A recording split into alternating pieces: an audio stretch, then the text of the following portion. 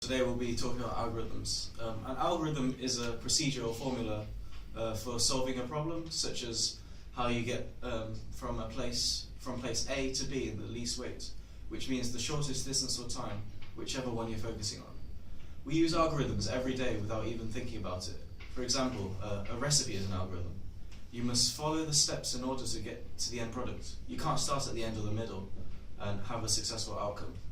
Today we'll be looking at some famous basic algorithms that you'll study if you decide to carry on studying maths after GCSEs.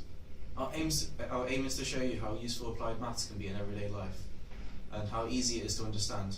This is an example we'll be working with. Let's start with Prim's algorithm. Right, well we're not actually going to be doing Prim's algorithm because that's boring. We're going to be doing something more interesting, which is called Dijkstra's algorithm. So this algorithm is, basically if you have a network, so say A is your home and G is your school, you need to get from home to school in the least distance possible. And as you can see, these are the vertices and these are edges, that's what they're called. The edges represent the roads, and as you can see each one has a number, and the number is the distance of the road in meters. So this road is 300 meters, 900 meters. You want to get from there to there in the shortest distance. So how can we do this? Right, so we start at point A, we call that our vertex 0. Now we look at all the vertices it connects to and we see how long it's going to take to get there. So to get from A to C, it's going to take 500 from that edge there, to D is 600, and B is 300. So 300 is our smallest, so we choose that as our next vertex we're going to go along. Okay, now B to D can give us 300 plus 200, which is 500, which is actually better than going straight from A to D. So this is an improvement, so we can put that as 500 meters. Okay. Now we've got 500 here and 500 here, so we can choose either of them, but we're going to go for D just because why not? Okay. So now we've got these three in line, we look at what connects from D. So D can go to E or D can go to C, but to get to C you'd have to do 500 plus 200, which is worse than what it already is, if you know what I'm saying. So we leave that as 500 and we see what from D to E is. So that's 900 plus 500 is 1400. It seems a bit long, we're probably not going to use that, but let's keep going. So 1400, 500, obviously we choose C, that's the shorter one, so that becomes the 3. So now what does C connect to? C goes to F, which is 500 plus 600 is 1100. C also goes to E at 500 plus 300. That's an improvement from the 1400 because the 1400 was pretty bad. We don't want that, we want 800. Okay, so it's 800 meters. So if you're following at this point, this means to get from A to E, so far our best is 800. But obviously we want to get to school, so let's keep going.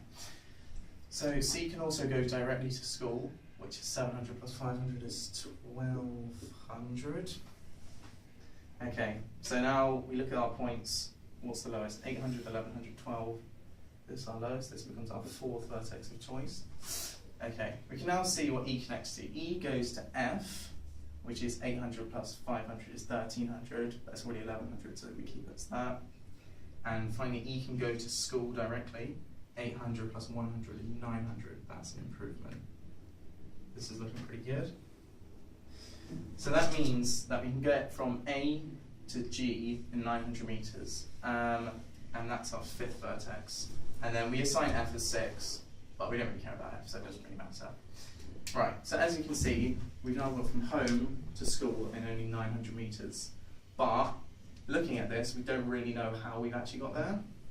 So what we can do is we can look at this vertex and look at the number here on the right. Now, if you take away the number of each of the edges, see if it equals the vertex that's connecting to. So for example, 900 minus 200 is obviously not 1100, so we don't want to go there. Same with C, but with E, 900 minus 100 is 800. So this is the direction we've come in. And then from E, we can see 800 minus 300 is 500. So we've gone down this road. And then from C, 500 minus 500 that's 0. So we've gone down this road. So you may have been able to see or spend a few minutes looking at paths and being like, oh, if we go here, here, here, here, that's the least amount of time. But This is useful in a computer system because a computer can't just look at it and be like that. It needs to follow something like this. It needs to follow an algorithm. So by following this, doing the method we've just done, it can realise that it can get from A to G in the shortest time, which is, we call this the weight of the graph, 900 metres, and the path it's taken, because that's also important. Path it's taken is it started at A, obviously, it's gone to C, then we've gone to E, and then we've gone to G. And that's how you do Dijkstra's algorithm. It's very useful. So as you can see, how important they are to computer design. They're essential, and they make computers work faster and better. Nowadays we use them all the time without even realising. So that's why we study them. And they've taken us from computers the size of rooms to computers that can fit in your pocket.